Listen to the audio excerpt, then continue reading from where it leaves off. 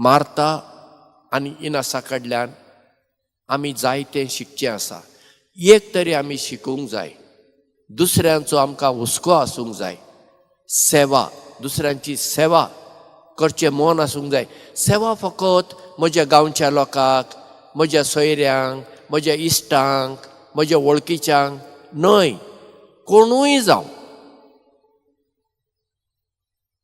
तांकां म्हजी गरज आसा तर हांवें तांकां म्हाका जाता ते भाशेन हांवें पावूंक जाय, तांकां आदार करूंक जाय. आनी हेंच आमकां जेजून सांगलें न्ही ते समार्यकाराचे ओपारीन.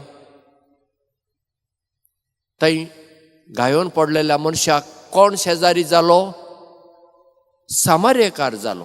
कित्याक समार्यकार थंय गेलो, ताणें बेची गरज नासली आनी त्या मनशाक तो पावलो. तर आमी मार्ता भाशेन आनी जेजू भाशेन हेरांचो हुस्को करुया. तांच्या गरजे आकांतान आमचोय हातभार लावुया. फकत उतरांनी मात्र न्हय, बगर करण्यांनी आमी आमचो मोग दाखोवया.